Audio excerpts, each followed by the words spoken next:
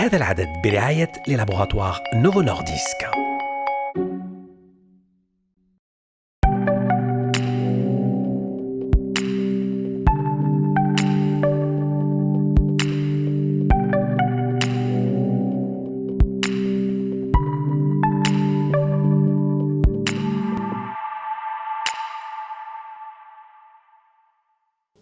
Salam, nous axons aujourd'hui sur l'hémophilie et pour l'expliquer le plus simplement possible, nous dirons que c'est un trouble hémorragique héréditaire grave qui se traduit par l'incapacité du sang à coaguler correctement. نركزوا اليوم على الهيموفيليا واللي نشرحوها ببساطة نقولوا أنه اضطراب نزيف وراثي خطير ينتج عنه عدم قدرة الدم على التخثر بشكل صحيح. Cette situation entraîne dans les cas les plus graves, un saignement incontrôlé.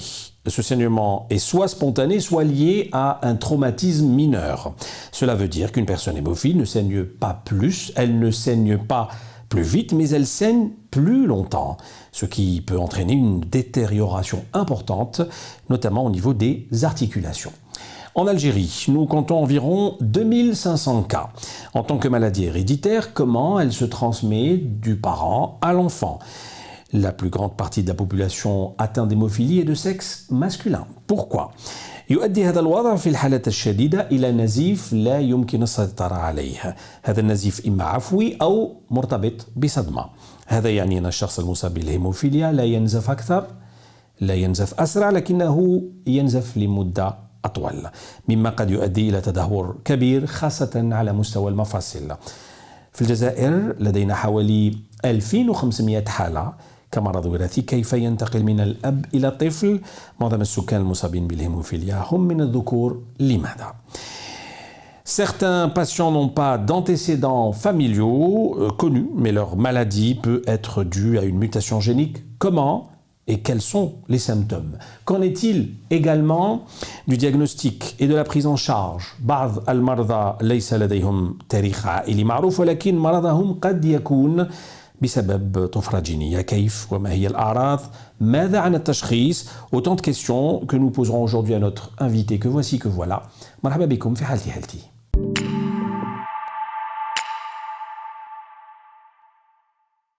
Et nous recevons aujourd'hui le professeur Mohamed Salim Nekal. Bonjour professeur. Bonjour. Vous êtes spécialiste en hématologie, chef de service CHU Saad Hassani de Bni Messous à Alger. Merci d'avoir accepté notre invitation. Alors je vous laisse dans un premier temps nous expliquer au juste cette maladie qui reste peu connue. Très bien. Merci l'Istida. Merci pour l'invitation et de parler de cette pathologie, même si on en parle depuis pas mal de temps, même depuis plus de 25 ans pour dire exactement. Hada marad wirathi, effectivement. Vous avez dit au départ que l'ib, l'ibn, non, c'est pas l'ibn, c'est l'um, justement, l'ibn, l'um. C'est la maman qui transmet la maladie par l'intermédiaire des chromosomes sexuels. C'est le X qui porte cette maladie, l'hémophilia. Vous l'avez défini, ou un nazif, effectivement, c'est un saignement. Mais c'est un saignement qui peut être spontané ou le plus souvent après de petits traumatismes. هذا هو الفرق. يقيس روحه غير شوية صغير أو يبدا يسيل الدم وما يحبش. Mais كاين بزاف أعراض et surtout il y a plusieurs présentations. Pourquoi? Parce qu'il y a différents degrés de la maladie. هذا المرض il est dû à la diminution ou l'absence carrément d'un facteur de la coagulation. Soit le 8 c'est l'hémophilie A, soit le 9 c'est l'hémophilie B. Et ben هذا النقص ينجم يكون أقل من 1% بين 1 و 5% ولا أكثر من 5%. هي la norme c'est entre 50 et 150%. Ce qui fait que كي يكون عندك أقل من 1% هذاك هو السيفير، هذاك هو المشكل. كي يكون بين 1 و 5 un peu moins، بين فوق 5 حتى ال 50 encore beaucoup moins.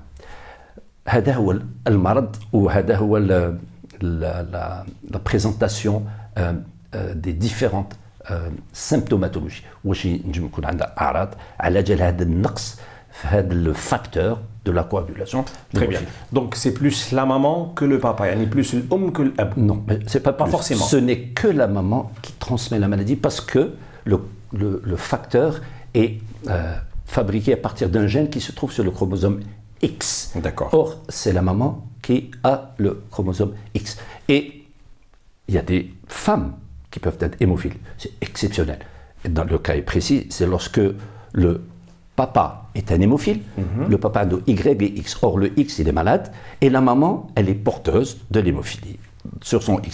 Et donc, la fille va recevoir les deux X et elle sera hémophile. Forcément. C'est exceptionnel, on a 2 ou 3 cas en Algérie. Là, alors, cette question de mutation génétique, oui. Oui. Alors, en général, c'est familial. Donc, du moins, on a l'histoire avec la fameuse famille Victoria, du temps des Juifs, déjà qu'on en a droit, on savait, les Juifs disaient attention, quand un garçon émote après une circoncision, le deuxième émote, le troisième il ne faut pas le circonciser. Donc on connaissait déjà enfin du temps de Moïse et avant. Donc كيفاش ينتقل هذا المرض هذا parfois عند الأم وحدها ou parfois il y a aucun antécédent, et il y a des mutations. Ça existe, les mutations. D'ailleurs, avec le Covid, le virus peut muter. En fait, c'est un gène qui, en raison de beaucoup de situations un peu particulières, difficiles d'expliquer ici, mais il تبدل et hop, apparaît la maladie. Le gène n'est plus en mesure de donner l'ordre pour fabriquer le facteur dont a besoin le corps humain pour la coagulation. Il y a 13 où il y a soit le 8, soit le 9. باش نعرفوا بركة كل ما في 10,000 naissances, 10 000 naissances de garçons, on a le risque d'avoir un hémophile. Sur 10 000 naissances. Alors, voilà. Mais l'hémophilie A représente 60 à 80%. علاش الدراري يتقاسوا اكثر من البنات؟ justement الولاد باسكو عندهم الاكس و Y في les chromosomes تاعو. Or c'est عنده un seul X. Ok, ou le X m'a indouche l'ordre pour fabriquer le facteur dont on a besoin. Tandis que la femme a 2 fois X. Donc elle a un X malade, oui, il n'y a pas de problème. Mais le deuxième X, il n'est pas malade. Donc elle fabrique normalement le facteur de la coagulation, alors, tout simplement. Je vous pose justement cette question. Oui. Doit-on diagnostiquer un garçon à la naissance, Yanni? Est-ce que c'est une question systématique? C'est une question qui a longtemps été discutée par les épidémiologistes, par les hématologues, par les pédiatres, par les généticiens, mais ce n'est pas rentable, comment dire, c'est pas rationnel, c'est pas scientifique que de faire un test à toutes les naissances. Vous imaginez. Par contre, s'il y a des antécédents ou s'il y a des notions d'atteinte dans la famille, là oui, c'est pas la peine de faire le test, mais il faudra faire attention parce que l'accouchement, si l'enfant qui va naître a une hémophilie, il faudra faire très attention pour l'accouchement, prendre des précautions, être prêt éventuellement pour faire ce qu'il faut. Mais une étude systématique de toutes les naissances n'est pas scientifiquement rationnelle. Très bien. Voilà. Professeur Nekel, quels sont les principaux symptômes? Très bien. قلت لك من الاول اللي كاين بزاف des degrés de maladie. كاين la sévère qui coûte le facteur inférieur à 1%, qui coûte entre 1 et 5%, mineur, modéré. Donc, على حساب هذا النقص عندنا الأعراض تتبدل. هو يبان عند الصغير ينجم يبان même à l'accouchement, juste à la naissance. À la naissance, on peut avoir un saignement très important, et c'est possible, et on peut avoir d'autres signes avec le temps. Par exemple, un bébé, quand il commence à يحبي, يبدا يحبي, hop, ينقص, وبداو يشوفوا الأم كي ما تكونش تعرف هذا المرض, parce que souvent il y a des notions dans la famille, donc on le sent, et on sait, vous imaginez un peu le problème social, on pourra en parler tout à l'heure, parce que c'est la femme qui transmet, المرأة اللي تمد, والولد اللي ينقص. Dans des sociétés comme les nôtres, vous imaginez ce que ça peut provoquer. Peser comme poids. Et provoquer aussi des problèmes sociaux assez difficiles qu'on a vécu, mais beaucoup moins maintenant, parce qu'on discute, on explique. Et on sensibilise, exactement. Donc, الأعراض هذوما على حساب هذه la sévérité, mais الأغلبية هو les bleus, des taches bleues, كي ينجرح شوية ما يحبش الدم يبطأ. Et le gros des problèmes, comme on est chez des garçons, et qu'on est dans un pays comme le nôtre, enfin musulman, il y a la circoncision. Évidemment, elle témoigne. Surtout d'autres, il y a des circoncisions de plus en plus jeunes. Des fois, au 7e jour, bon, à la naissance, pratiquement à la naissance, hop, il y a la circoncision. C'est pour ça que jamais une circoncision, jamais mettre nous, بلا aussi التعيارات. Impossible. Bon, mais يعرفوها الناس, mais Malheureusement, mazalna nchoufou. Et il faut toujours répéter ça. Non, il faut que ça soit interdit. Carrément. Il faut que ça soit interdit par la loi, le qanou. Alors, professeur Nekal, comment diagnostique-t-on cette maladie? Elle est très très très simple à diagnostiquer. C'est la coagulation. De la coagulation, bon, il y a plusieurs étapes, mais le plus important, il y a deux, tout le monde connaît. D'ailleurs, on appelle ça dans les bilans préopératoires. Le bilan pré-op. Eh bien, il y a les tests de la coagulation, qui sont le temps de QIC, le TP, hein, et le TCA. هذوما les deux examens معروفين ينداروا systématiquement. ما لازمش الناس يعرفوهم على بالهم اللي قبل ما يواسيو. de toute façon عمليه جراحيه ماشي غير لا سيركونسيزيون لازم زوج تحيات غير نواسيو هذه التحيرات نجمو نعرفوا سي ان بروبليم دو لا كواغولاسيون ça veut pas dire que c'est l'hémophilie mais il y a un problème de la coagulation ما هضرناش من الاول على هذا c'est un peu compliqué et c'est un peu compliqué la coagulation. Il y a deux voies pour la coagulation. Il y a ce qu'on appelle une voie externe et voie interne, bon, endogène, exogène. Et l'hémophilie, c'est la voie endogène. Donc on aura un TCA qui sera allongé et hop, les laboratoires savent. Il faudrait que ce soit des laboratoires évidemment sérieux, heureusement. Ils cherchent le facteur qui manque. Et ensuite, quel est le degré de sévérité. Donc d'abord TCA allongé, ensuite lequel qui est atteint, et ensuite le degré de sévérité. Voilà comment on fait le diagnostic. Ça se fait en pas dire quelques minutes, mais enfin... Le résultat est rapide. Le résultat est très rapide, et on pourra prendre des décisions. Imaginez, il y a Amalia Jarahia en urgence, il y a le bébé en train de saigner, enfin je ne sais pas, il y a des problèmes, il faut qu'on sorte tout de suite. Et ça c'est faisable assez rapide. Alors professeur Nekal, pourquoi parle-t-on de saignement spontané ou lié à un traumatisme mineur? يعني Très bien. علاش نتكلموا على نزيف تلقائي أو نزيف مرتبط بصدمة؟ Alors même تكون صغيرة. Absolument. هذا تدخل في لا كواغولاسيون. Alors la coagulation باش الدم يحبس من النزيف باش يتختر, il y a une cascade. Il y a, je vous ai dit tout à l'heure, la coagulation comporte 13 éléments et il y a une cascade des éléments. C'est un peu compliqué. Il y a deux parties dans la coagulation. Il y a ce qu'on appelle l'hémostase primaire, on va dédier la coagulation. Ils en même temps. C'est assez pointu. Mais ce qui est sûr, c'est que lorsque le système qui va permettre d'arrêter un saignement entre en jeu, il n'y a pas qu'un seul élément. C'est toute une cascade. D'ailleurs, on appelle ça la cascade de la coagulation.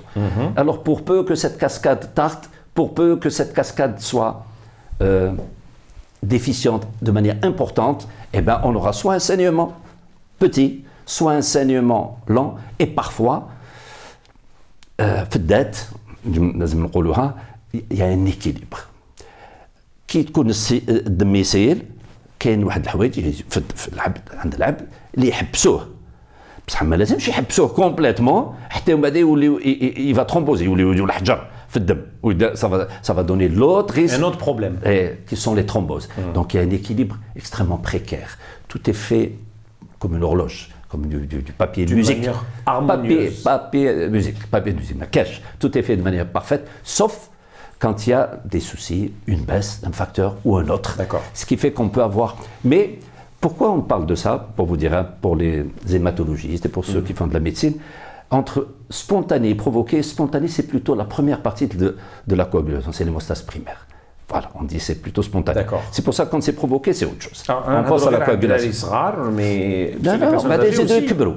Si, bien sûr. Le diagnostic existe. Bien sûr. Et je vous ai dit qu'il y a des formes gentilles, qu'on appelle mineures. هذوك اللي عندهم قل. Et ben هذوك نجمو نصيبوهم même كبار. même 70 سنة يكون حيواسي عملية ولا يكون حيواسي تعيارات حتى يصيبوا. Et ben il avait une hémophilie. Mais on s'en est jamais aperçu parce qu'on n'a pas eu besoin de faire un test. D'accord. C'est des hémophilies gentilles, mineures, qu'on peut diagnostiquer tardif. Traitement, thérapie, ça existe aujourd'hui, ça a beaucoup évolué. Alors là, la plus grosse partie de la question Tana, l'hémophilie a bénéficié d'avancées thérapeutiques extraordinaires, surtout ces derniers temps. On sait qu'il reçoit le 8, l'hémophilie 1, on a le 8. Qui reçoit le 9, on a le 9. Mais avant, le 8 et le 9, il y avait d'autres traitements. Le plasma, en l'occurrence. Il y a d'autres traitements plus anciens, cryoprécipité. Enfin, كاين واحد الدواء كنا نديروا لهم الدم تانيك على بالنا بلي يخصهم كاش حاجه ما كناش نعرفوا. بصح maintenant il y a des facteurs qu'on fabrique par génie génétique. C'est ce qu'on appelle des facteurs recombinants. Vous vous souvenez peut-être, les années 80, il y a eu la catastrophe du sida. Et ce sida était surtout pour les hémophiles parce qu'on les traitait avec du plasma. Et donc on leur transmettait en même temps des maladies. Donc maintenant, on n'utilise plus les plasmas des malades. Parce que le plasma, on dit, bon, les gens normaux, on dit le plasma, on le met dedans. Donc avec aide les recombinants, qu'il y a une bzaf, et on peut traiter facilement les malades avec ce recombinant. On appelle ça le traitement substitutif. Qui connaissait le dam? Un peu plus. On a commencé à faire ce qu'on appelle de la prophylaxie. On a deux, 3 fois par semaine. Le hic, c'est que c'est des enfants, souvent. Il faut la parce que ça se fait en intraveineux, et c'est pas évident. Donc la prophylaxie maintenant, elle est personnalisée. Il va faire du sport, et bien il doit faire parce qu'il y a une durée d'action, tu as le médicament. Vous comprenez? Donc la prophylaxie personnalisée, c'est une autre étape. Et maintenant, on est arrivé à une autre étape beaucoup plus importante, où on a des médicaments qui chantent de la coagulation, qui est extraordinaire. Il y en a de plus en plus, ils sont même en sous-cutané. Vous imaginez? C'est extraordinaire, en sous-cutané. Comme pour le diabète, comme pour l'insuline. Donc, très bien. Et l'ultime, et j'arrête, maintenant, c'est la thérapie génique. Maintenant, on peut, grâce à la thérapie génique, guérir complètement l'hémophilie. Voilà. Ça, c'est déjà ça la bonne nouvelle, c'est qu'on peut... pour certains, mais bon, elle est encore balbutiante, évidemment, parce qu'il reste des détails. Mais l'espoir est là, c'est le plus important. Oui, l'espoir est là, Alors le contexte pandémique, professeur, اليوم مع الكوفيد الانسان اللي عنده هذا المرض هذا اسكو يخاف اكثر عنده الحق يخاف اكثر Non, voilà, chez Khafktar, là, pas du tout. Parce qu'on parlait de comorbidité, de tout ce qui est diabète, non, ce n'est pas du tout le cas, pas du tout. Il a exactement les mêmes risques de faire un Covid. Par contre, ce qu'on a remarqué, c'est qu'à cause du Covid, parce que c'est des parents qui ramènent les enfants, même si c'est des adultes, la consultation, ça. Mais on donnait des traitements prophylactiques. Donc il dit, il dit pour 1 mois. Donc il est tranquille, 2 injections par semaine, mais c'est le sauf s'il a un problème, il dit chauffe. Donc même là, on fait ce qu'on appelle l'éducation thérapeutique par téléphone. On fait des consultations téléphoniques. Voilà. Donc on évite aux malades de venir. On a vu pendant les 4 mois, on a fait une étude chez nous, à Pnimsos, au centre de traitement de l'hémophilie, où plus de 2 tiers du nombre de consultations a baissé. De 2 tiers, c'est-à-dire, bon, on fait une délo 100, on l'a eu du 30 par mois, c'est incroyable. Mais bon, j'allais préciser, c'est une bonne chose. Mais on a eu quand même quelques hémophiles qui ont fait des Covid. Parfait, merci beaucoup pour toutes ces réponses. Quelques questions d'internautes, comme d'habitude, je vous les pose rapidement, professeur Nekal. Un hémophile peut-il subir une intervention chirurgicale? Absolument. Il y a des précautions à prendre, et c'est tout. Et on travaille... en étroite collaboration avec les chirurgiens. Il peut faire une appendicite, un hémophile. N'importe quel temps. Il y a une préparation, c'est connu, il y a des guidelines, comment ça doit se passer. Un enfant hémophile à l'école, quelles sont vos recommandations? C'est important l'école. On travaille beaucoup avec les parents, on fait de l'éducation thérapeutique. Lorsqu'il y a un hémophile, tout de suite il a une carte d'hémophile, les gestes à ne pas faire, il est, disons, un peu préservé, et c'est normal. Ses collègues, ses copains de classe le savent. Ils le savent, attention, la maîtresse, le maître, le chef d'établissement. Plusieurs fois, moi-même ou mes collègues sont rentrés en contact avec les chefs d'établissement pour leur dire attention, ce malade, il a ça et ça et ça. Donc faites attention pour le sport, pour des tas d'activités pour être prudent. Alors voilà, justement, c'est la 3e question. Hémophilie, activités sportives, font-elles bon ménage? Oui, font bon ménage, mais peut-être c'est compliqué pour l'enfant parce qu'il ne fait pas attention, il se blessait. Oui. Non, je ne vais pas dire qu'il faut qu'il aille faire du taekwondo ou de la boxe. Certains sports. Pas du tout, mais on conseille beaucoup le vélo, par exemple, parce qu'on n'a pas parlé des complications de la maladie. Malheureusement, ces saignements se font surtout au niveau des articulations, mais notamment au niveau du genou. La fameuse hémarthrose, c'est la plus typique de cette maladie, l'hémophilie, chez les cas graves. Et avec le temps, malheureusement, on a des handicapés. On avait des handicapés. Mais maintenant, avec le traitement prophylactique, on a de moins en moins d'atteinte articulaire, même si ça existe encore un peu. Et c'est notre grande bataille en ce moment, c'est de ne plus voir d'handicapés à cause de cette maladie dans notre pays. Adar. Je vous laisse conclure en quelque chose. Très bien. Un message. Voilà, le message, pour répéter, attention aux mamans, aux familles, pour cette circoncision. C'est ça qui nous fait le plus peur, parce que dès que il y en a de moins en moins, franchement, mais on a toujours peur. La période. Mais je pense qu'il y a eu assez, il y a des associations, une association solide des hémophiles en Algérie, et ils font beaucoup de vulgarisation et de sensibilisation. On a 2600, 2700 malades. En principe, on devrait tous. Et on est en train de faire comment on appelle ça, un projet avec un partenaire qu'on appelle le baromètre, c'est d'identifier tous les malades là où ils sont. On devrait avoir en principe, avec les chiffres que je vous ai donnés, 4000 malades. Donc il y a à peu près 1200, on ne sait pas où ils sont. Mais c'est les formes gentilles, et c'est pour ça qu'on ne les connaît pas. Il y a à peu près 2800 identifiés. Merci beaucoup, professeur Mohamed Salim Nekal, d'avoir accepté notre invitation et d'avoir expliqué aussi simplement cette maladie. Vous êtes, je rappelle, spécialiste en hématologie, chef de service CHU Issaad Hassani ibn Msous Alger. Merci beaucoup. Voilà pour le numéro d'aujourd'hui consacré à l'hémophilie. Nous aborderons bien sûr d'autres aspects la prochaine fois, toujours avec cette même maladie. Merci pour votre fidélité. Shukran ala al-mutaba'a. Merci, salam.